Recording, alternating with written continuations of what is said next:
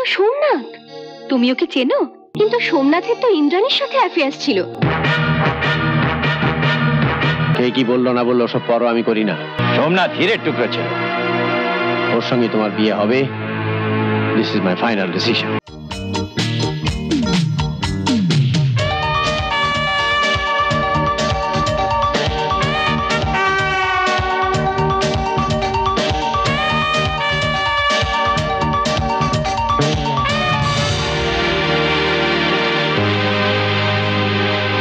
Good morning. Good morning. বলো তো আমি কে? আপনি একটি 16 বছরের সুন্দরী মেয়ে, আপনার নাম রুমি চৌধুরী। বাপি, কি ভেবেছিলি না দেখলে চিনতে পারবো না? তোর স্পর্শে আমি বুঝতে পারি।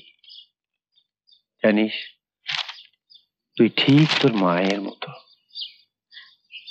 মার কথা বলো না তো বাপি। মার কথা শুনলে আমার মনটা ভীষণ খারাপ হয়ে যায়। ঠিক আছে আর বলবো না, এখন বস।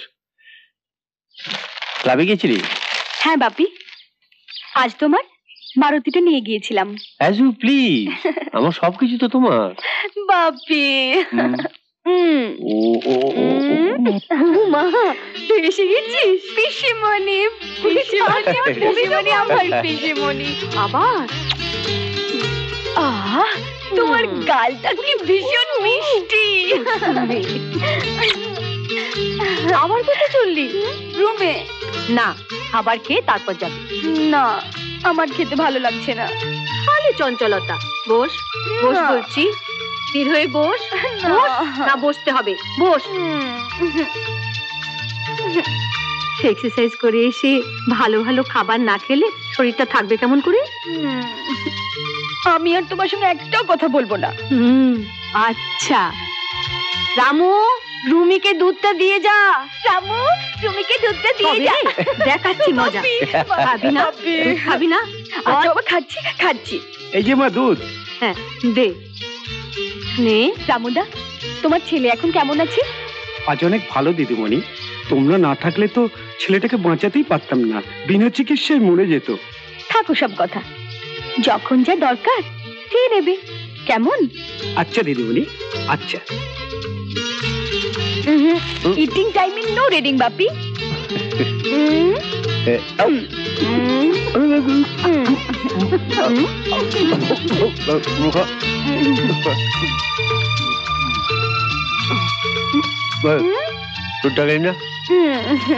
আমার পেট ভরে গেছে। দুধ না খেয়ে তুমি যেতে পারো না। নাও বসো বসো।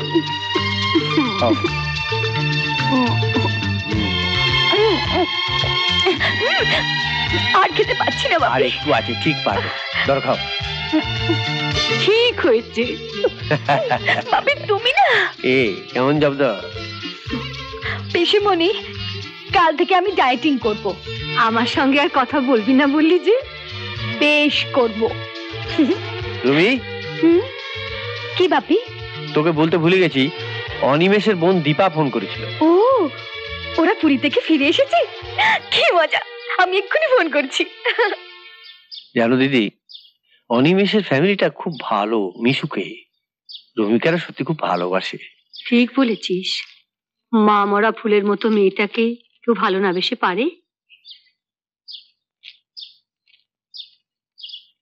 স্যার আমায় ডেকেছেন sir? Hi Dipa. Hi Rumi.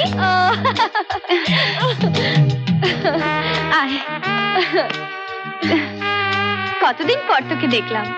কেমন আছিস রে রুমি? ভালো আছি বৌদি। কিরে রুমি, চা খাবি তো? না বৌদি, পরীক্ষার পর তো তোর সাথে আর দেখাই হয়নি। পরীক্ষা কেমন হয়েছে রে?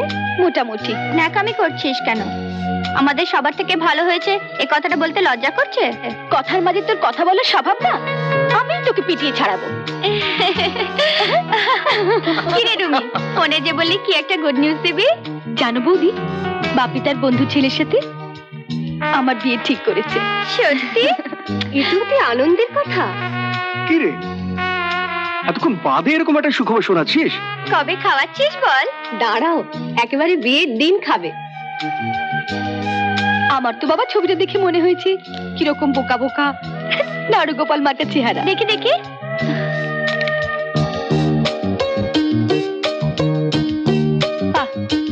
সুন্দর দেখতে তো। তোর যদি পছন্দ হয়ে থাকে তো আমি ছেড়ে দিচ্ছি, মালা বদল করে নে। অসভ্য। দেখো বৌদি, ভেরি হ্যান্ডসাম। এ তো সোমনাথ। তুমি ওকে চেনো? হ্যাঁ চিনি, ইন্ডাস্ট্রিয়ালিস্ট রবীন চ্যাটার্জির একমাত্র ছেলে। তুমি চিনলে কি করে? আমাদের কলেজেই পড়তো।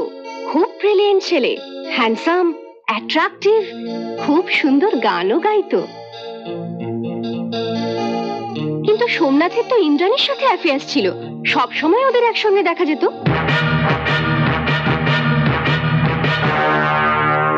ইন্দ্রাণী?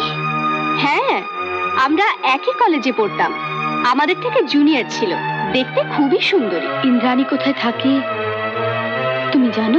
ঠিক বলতে পারবো না জানিস, শুনেছি কলকাতার বাইরে। ওদের তো বিয়েও হবে জানতাম। তুমি আমার একটা উপকার করবে বৌদি? বল না। ইন্দ্রাণীর ওয়্যারঅ্যাবাউটসটা আমাকে এনে দেবে প্লিজ? আমি নিশ্চয়ই চেষ্টা করব। এতে তুই এত চিন্তা করছিস কেন? কে কি বললো না বললো সব পরও আমি করি না। তাছাড়া বড় লোকের ছেলেদের নামে ওরকম অপবাদ অনেকই রটায়। সোমনাথ হীরের টুকরো ছিল, ওর সঙ্গে তোমার বিয়ে হবে। This is my final decision. একটা কথা মনে রেখো, আমার চেয়ে বড় ওয়েল উইশার তোমার আর কেউ নেই।